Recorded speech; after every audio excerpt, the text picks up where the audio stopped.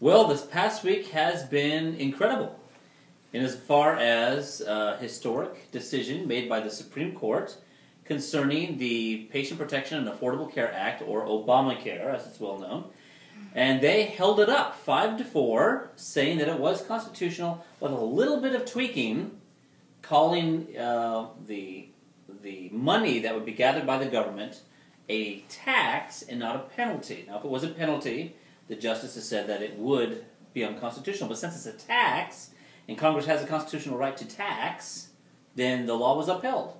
Pretty much with integrity. There was a little thing that they struck down, but that didn't really affect the overall law. So, that's what we're talking about today, the Obamacare decision in the Supreme Court. What are your thoughts? Do you think that the Supreme Court made a right decision?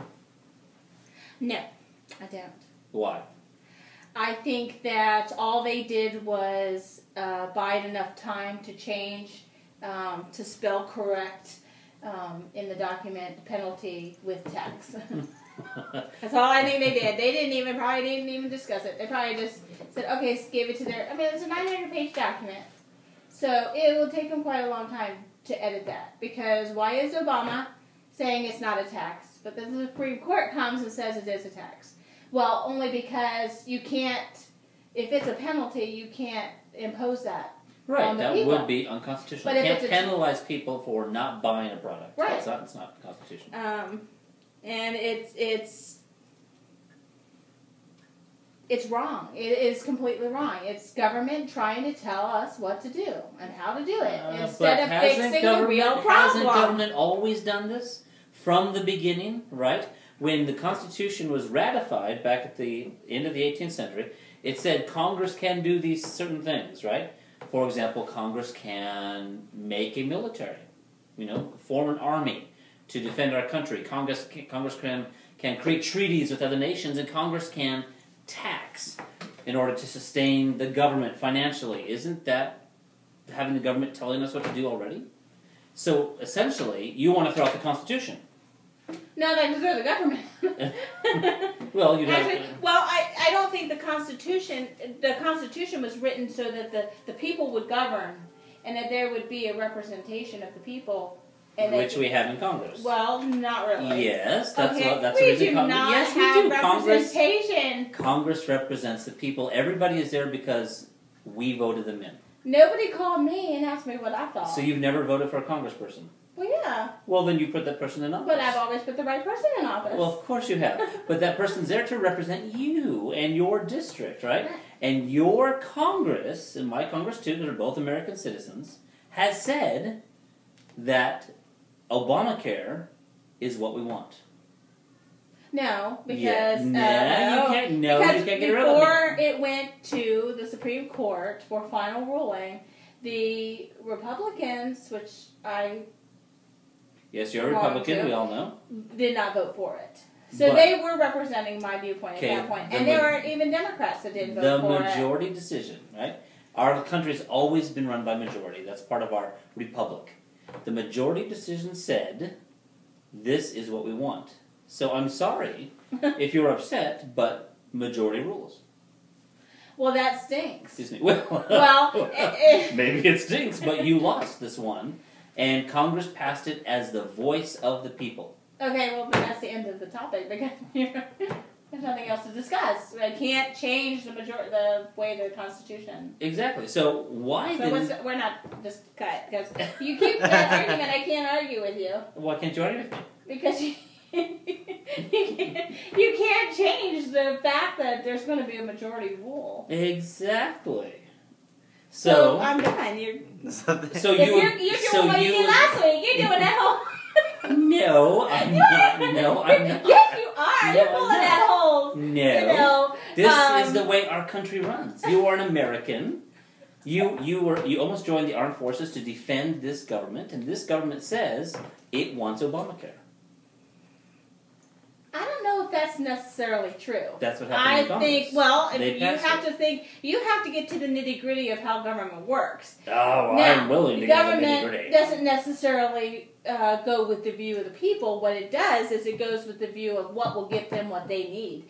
And so... What do you mean what they need? What the people need? No, what the senators need. So you're saying that these Congress people, both representatives and the senators in Washington, are more driven by personal political gain than by what's good for the people? Yes. Hello. He hasn't been in America long. Hello. Only 41 years. Now, okay, let's look at how things work. Now, if you have a lobbyist that stake out at the Capitol building and the Senate buildings and all, they are there to represent a organization. Okay, so let's take an organization, say, the drug reps.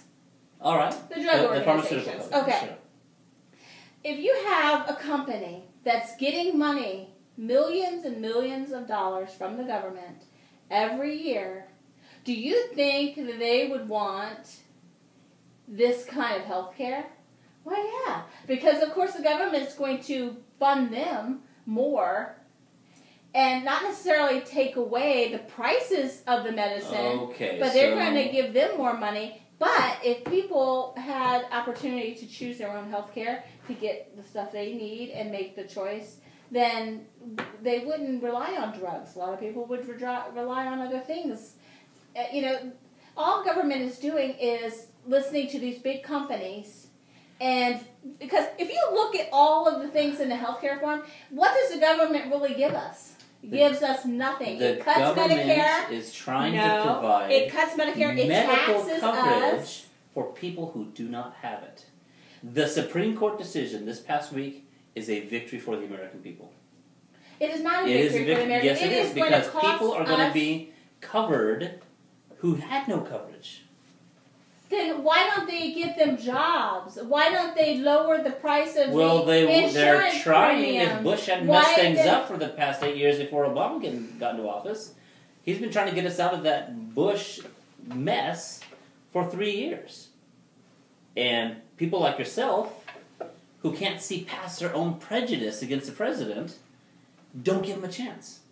Now this is... Don't give him a chance. He's had 3.5 years to give a chance, and now he's saying change we can believe in. Well, he didn't change. Yeah, we believe in the change he did because we believe that he got us into deeper debt. Now the cost of this bill is going to be almost in the trillions. It's going to be very expensive. Absolutely. Okay, so we're already in the trillions in debt. Yes. So and I'm not against people having health care. I'm not against people getting the help they need. Right. I'm not against, people being able to have their babies and not be paying for it for the next 20 years. Sure. And that goes along with education. I think everyone should have a little cheaper education, but a good quality education. But that's neither here nor there. But what I am against is the fact that we're already in debt. And we're starting this... And I don't know why people would vote for this. I don't understand it. Why? But the people did. But the people did, and that's their stupidity. But and you have the freedom to say that from the First Amendment. I do have the freedom. Yes. When the people voted for this, and I don't know why they did, because the majority of the people that will be paying for this is not only the rich, the people make a certain amount over that, but the middle class and the elderly. Shouldn't the rich be helping to carry their fair share so everybody can benefit? I see nothing wrong with that. But that's not fair for them. I mean, what do you mean that's not fair for them? It's not fair for the person that doesn't have anything, that's trying to live the American dream but cannot, because most of the money is controlled by, 95% of the money is controlled by the 1%. But you're going to punish people that work hard. It's not punishment. It is carrying a load. It is not a punishment. Oh, it is a punishment. It is not a punishment. It's called a penalty. It's not. That is a punishment, right? I mean, the punishment, and I'm not in a position to be rich. I'm one of those poor that will probably end up needing it. Exactly. So you'll benefit. No, I will not benefit because, my mom is on Medicare right now because she's over 65, I think. Okay. 65.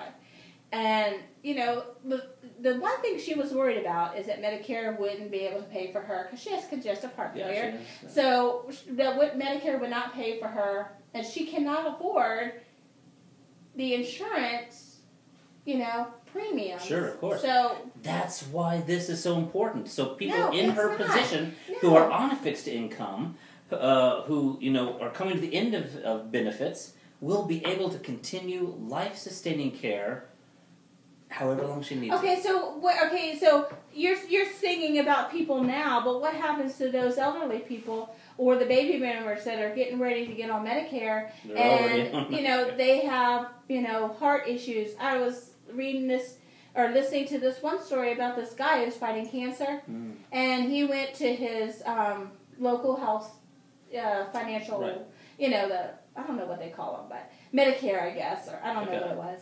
And Health Financial Resources Office type thing? Okay. And they said they wouldn't help pay for his cancer treatment drugs. Of course not. But, but they would help him pay for the drugs for him to commit suicide. Okay, that's wrong. No, that is what that is what the Obamacare is going to be allowing us to do. It's going to. Let me guess, you got this from some right-wing conservative website, right? Well, of course, because I'm right-wing. But no, have you read the bill? No. Have you even looked at the bill? Partly. Okay, I have looked at it deeply. Have I read every word in all 975 pages? I have not. But I've looked at a great deal of it. There are challenges. Absolutely. Our healthcare system is broken. There's no question about that. And to get up the road to making this a functional, healthy healthcare system for risk of sounding redundant, it's going to be hard work no matter what happens. We cannot continue the way we are. Everybody knows that. So what our president did, in a historic move, was create a set of legislation, rules, regulations, guides, to help us achieve what I could only say is a miracle of medical provision, okay? This bill, not perfect, but obviously constitutional. It's not constitutional. The Supreme Court said it was. Yes, it is. This bill is going to provide for people who cannot provide for themselves and who will not be provided for by their insurance companies, who are just money mills, right?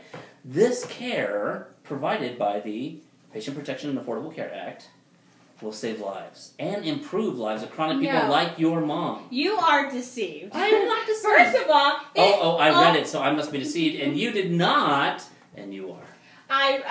When the health care bill was up and to be talked on... A couple of years ago? I read it, and I went through it. I didn't, and of course listening to the news on both sides.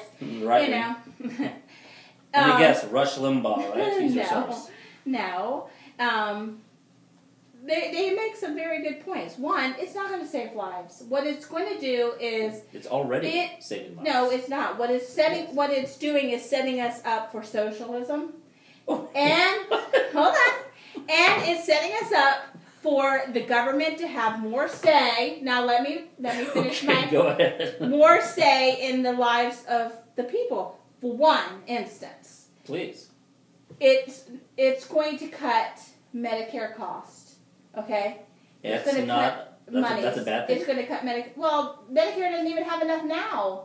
And the baby boomers are getting to that age where they're going to start getting on the Medicare. Yeah, they need it. Okay, so they're going to need it. If they're cutting it, then where's that money coming from? So, what they're setting us up for is that the government is going to say, all right, this person shouldn't live, and this person should live. Because what it's going to do is it's going to set up a standard on what drug is accepted for them to pay for and what drug is not. And if that person is 65 and has cancer, the government can come in and say, no, Medicare's not going to pay for that because they're 65. Yes, they're 65 and they don't need it because their life, other than the 55-year-old who has 20 more years of life left, we'll give it to her, or we'll give it to the 20-something who's on drugs, our current whatever. System, right. Our current healthcare system is already doing this. They will pay for this procedure. Some insurance company will. They will not pay for this procedure. They will pay for this medication. They will not pay for that medication. These insurance companies are making life and death decisions which should be left in the hands of the doctor and the patient. They are intruding upon a place of intimacy and concern where they have no business. They just need to take care of the people that subscribe to their insurance. But they're not. Instead, they're doing exactly what you speak of. Oh, no, we're not going to pay for that. And the person suffers or, God forbid, dies. That is where we are right now. Obamacare is going to change all of this. It's going to create a system where if you need it, you can get it. That is so not true. It is completely true. Oh, that's what socialism says. That is so... Is there a big picture of Karl Marx behind us? No, there's not. Okay. It is completely true. That is what the legislation is here for. You're having the government... And not only did the people vote for this legislation, but the Supreme Court, appointed by representatives of the elected representatives of the people, said it's constitutional. Now, the majority of the people said crucify him, crucify him. Now, did that make it right? I know the right-wingers want to crucify Obama, but no, we're not talking about that right now.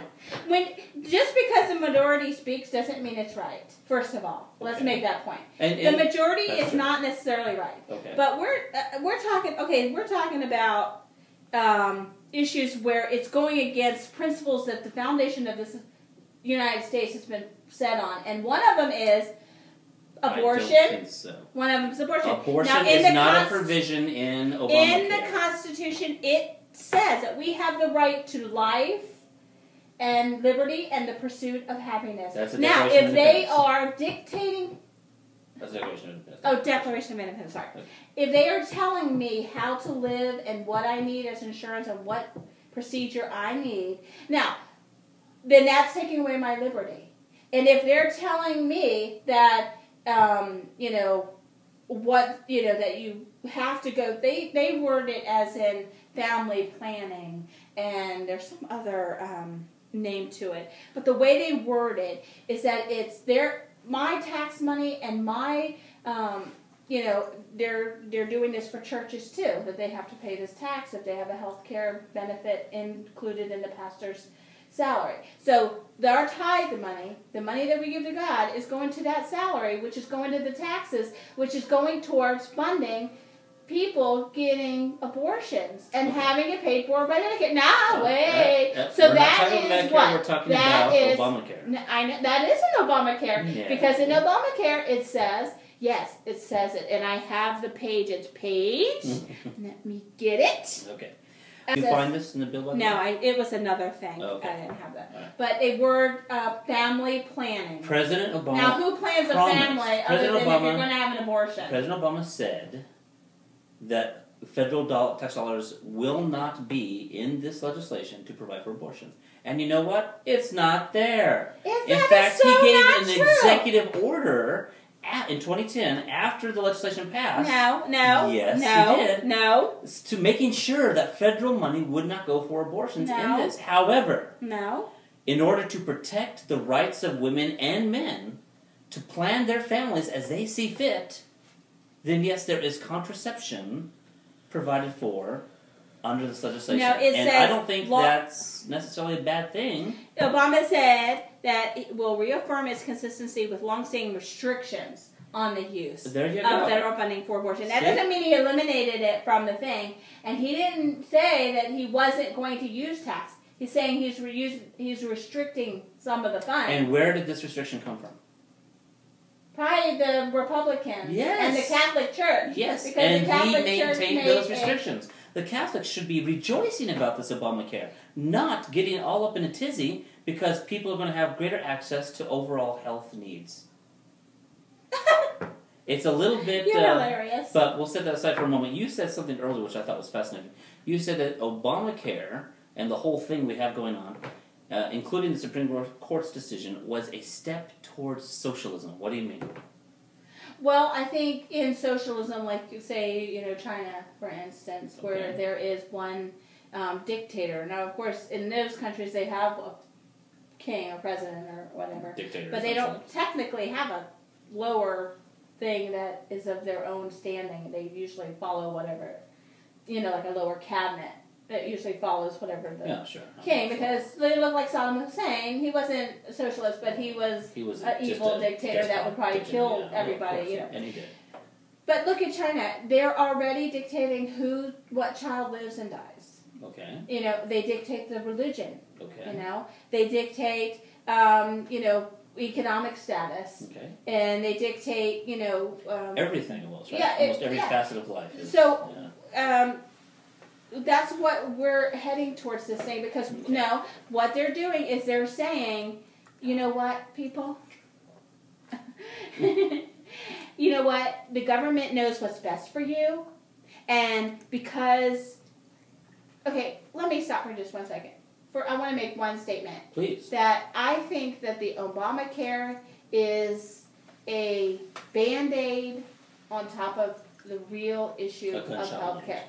Now, okay, that's interesting. So, the way I think of it is that if we continue with this Obamacare, there's still going to be a gaping wound underneath. Okay.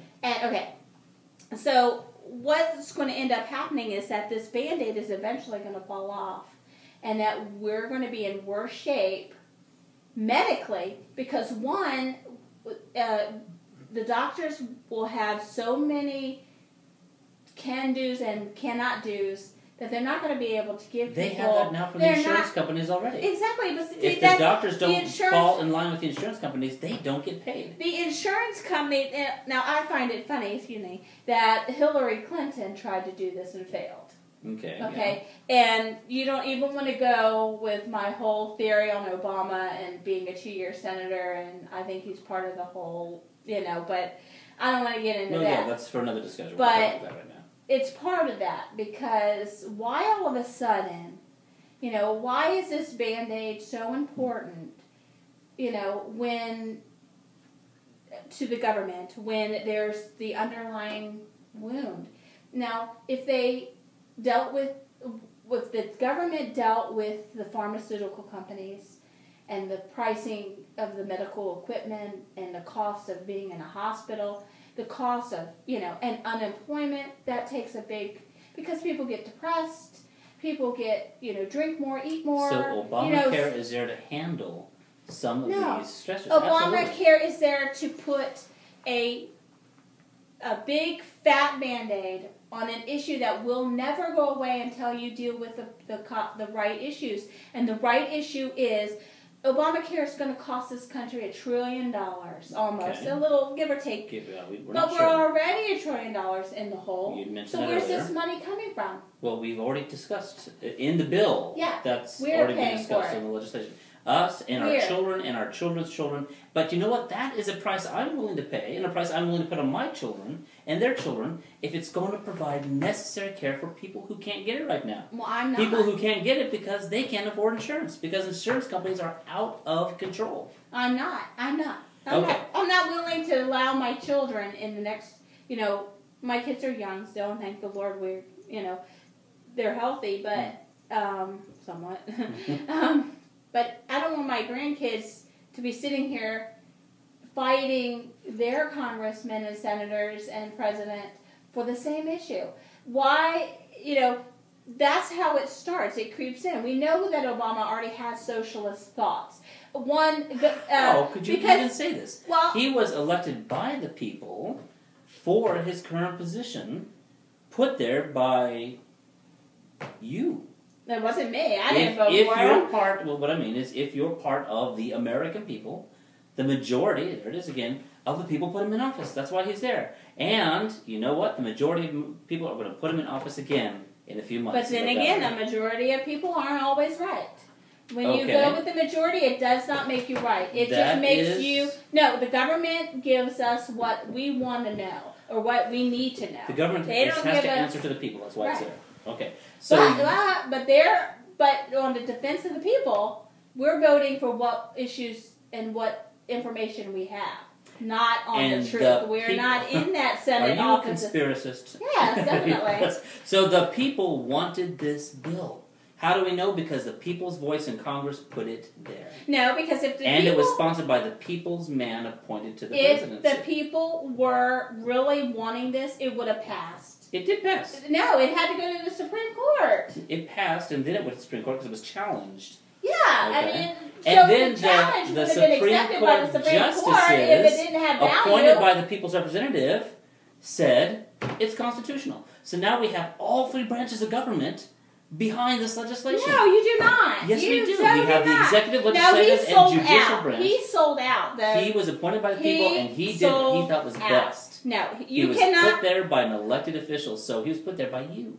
He didn't. No, he didn't, because that Justice was not Roberts? my deal. No, he wait. sold out. He got something for that, and we'll find out what in a few months. That's a very bombastic accusation. Isn't Justice Roberts the darling child of the conservative right in this country? Wasn't he put there by the Bush administration, and all the conservative right-wingers were like, yay, yay. Okay, so he was there. He made a decision he thought was right, and suddenly you guys are circling him, thirsty for blood. Yes, because you can't. That's like Democrats. You know what they do is when they run on a Republican Party, and as soon as they get elected, they switch over to Democrat. Now, and that's happened. So well, I think that's what's happening is this guy is being sold out on the principles of the Republican Party. Did you read the Supreme Court statement after the decision? No, I was too mad. Okay, I did. I looked at it. And he probably gave you some schmaltzy answer like, oh, I want to save people. The best for the nation. Well, it's not the best for the nation. That because, is not what he said at all. Okay, what did he say? It was very insightful. He's very good at his job. Chief Justice of the United States. Yeah, he lies, cheats, and steals. He's a judge. Well, a few years ago, you guys were like worshiping him. Oh, our right-wing conservative Christian Chief Roberts. Yay! But, you know... So, what he said was, and I'm paraphrasing poorly, he said this. He said, it is the job of this court to look at legislation that is challenged, legislation that's been passed by Congress, the voice of the people, and not determine if that legislation is right or wrong, but only determine if that legislation violates the Constitution. It is also our job on this court, he said. They just spell-checked it and changed it from penalty to tax. Hello? On this legislation, he said, since the people passed it, it's our job as a court to try to keep whatever legislation comes before us, if possible, to try to make sure it's constitutional and try to make sure any way we can that we keep the legislation passed by the people because it's the voice of the people and we're here for the people. That's what he said. So they combed through everything, and they said, you know what, the penalty's unconstitutional. But since Congress has the constitutional right to tax, then technically this can be considered a tax. The legislation of the people stands. He also said, very insightful, it is not the job of this court to determine legislation or to make judgments about it. It's only the job to hold it up to constitutional integrity. That's why they went through and changed all the words from penalty to tax. He didn't change any rules. It is not constitutional to penalize your people for a choice that is up to the people. In order to maintain this legislation that was passed by the people, because the voice of the people spoken, for better or worse, he and 5-4 said, you know what? We got to keep this. If it's beneficial or not, it's not our job to decide. We keep it because it's not blatantly unconstitutional. If it's not their job, why do they wait so long? It takes a long time to go through 970 pages. There's, 9 of them? Okay, that's still Then 100. Take a bit. Hey, not constitutional. It is not constitutional. First of all, you're forcing something on the people, and exactly what England did to America. The people yes, it's exactly what England did. No, the people wanted this. They voted for it. The people wanted tea too, but they didn't want to pay the tax. Of course people want health care. Of course people are thinking this is the salvation of our health care crisis. But people aren't... I don't think that when the senators and the congressmen go up there, they're not speaking for the people. Well, they're speaking on whatever constituents they actually talk to. And you know what? If they're not speaking for the people, what should we do? We should vote them out of office. And if you're right... We tried, but then you have the Electoral College, which dictates... Well, that's only for the president. That's not for Congress. Well, I mean, for the president. For the president. You know. So if you don't like what your congressman is doing, vote him out. Well, I plan on it. Okay. And furthermore, since Congress is there for the people, according to the Constitution, you don't like Obamacare, if this is just the terrible last final straw that turns us into some communist state, which it's not. Socialist. Well, socialism leads to communism, it's the whole thing, they're tied together. Then, vote it down. Overturn it. The people can do that. Isn't that a wonderful country we live in? No, we cannot. Yes, you can. Because what we have is people at the polls with guns shooing people away. No, they didn't have guns and sticks. Well, whatever. Or you have People. I don't think people vote, and I'm probably going to be hated for this, but I don't people don't vote on the issue as much as they do on how well they feel about someone. I think both things can influence. I think he believes in, he's going to give me more money and jobs. Well, of course, everybody wants that. Sure. Nobody wants to be unemployed. Which, by the way, Obama has provided more jobs since he's been in office in the past 3.5 years. Barbara Rooney, the unemployment rate is not the same. It's not as bad. Yeah, exactly. It's better than it was during the Bush administration, but we won't talk about that right now. So yeah, you have to talk about that because the economy is not doing well. People are out of jobs, and when the economy is doing well and the people aren't doing well, then of course they're going to want to hear. That's exactly what happened in Germany. They just had World War I, and the country was all like blah. That was a terrible situation. And they were in the great, almost like a Great Depression. They were really like economically bankrupt. Right. They didn't have food and jobs. And what did they fall for? They fell for a guy who said, I will change your problems into success. You know what? If we get out those that are supposedly hogging all the money and not true Germans and getting rid of the enemy. Oh, yes. You cannot. And that's exactly what they're doing our president, now. our historic figure. He is giving people what they want to hear. Adolf Hitler. It's impossible. You can't even do that. No, he is doing the exact same thing. No, he's not. Yes, he's not. He is. He is there because the American people want him there. And you know what? So did the Germans. We live in a country. So did the Germans. We live in a country where if the people don't like something, they can change it. It may take a few years, but they can change it. You don't like Obamacare? Elect representatives that side with you and change it over. You cannot change a single thing. No, you cannot. I do not even care. I called my senator. This was way back when. It's not the one here in Oklahoma. But I called or emailed, and I said, I'm writing on behalf of homeschooling or whatever.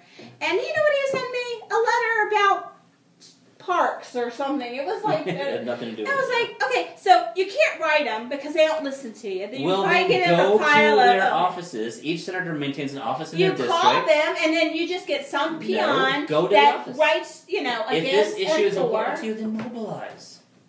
We try to do that, and then people turn it into a love fest and let's do whatever we can to be drunk and like the Tea Party. I was very for the Tea Party when it first started because I thought you're right. We're getting this is the reason why we pulled away from England is because we didn't want their government. We wanted to be ruled by our own governing. Well, then vote out the president. Well, I'm trying,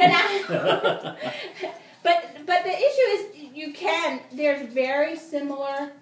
No. Very similar. No, it's yes, not we're in the the exact. Yes, we are, and guarantee the religious people are going to be persecuted. Oh my gosh! Because they're already. Are you seriously pulling the persecution part? Yeah. Oh my they're gosh. already. President Obama is a Christian. They're already. And I'll have you know, Chief Justice of the United States, Roberts, is a Christian. Well, I'm sorry for him, but they need to go back to church and hear the Word of God because they're forcing me to pay a tax, wink, wink, that... Guess what? Your Constitution and my Constitution says Congress can charge taxes. Yeah, they can do but that. My God says we are not to kill. And that tax, and that number is said... Yes, it does! All right, closing statements. You go first. Okay. As a believer, I don't think that we should support this because I think morally and ethically it's going to force us to compromise our position as a believer.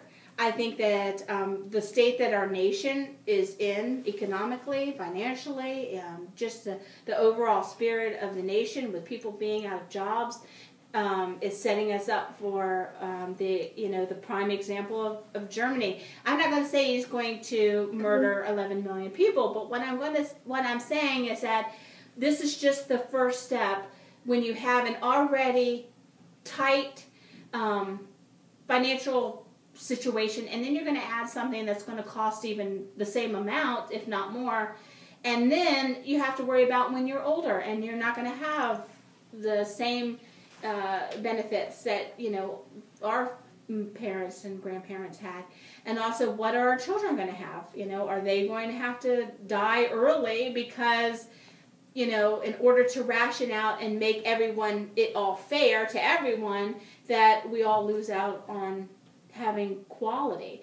You know, it's like having kids. You know, you can't give each kid the same thing because they're not the same type. And so you're not giving them the same quality by giving them all just flat out the same things. You give them each individual things that meet their personalities and their styles and their way of living. So I think that we are doing a great injustice to those that don't have insurance. Yes, they do need insurance, but let's try to help them find the jobs, get the education, help them, support them, you know, do whatever it needs. And that also is a biblical principle for the churches and the community to be doing. And I'm not saying they should run their lives, the community, but they should be helping, you know, help with scholarships and foundations and donations to, you know, organizations to help the education system to be not so expensive. So single moms can find daycare.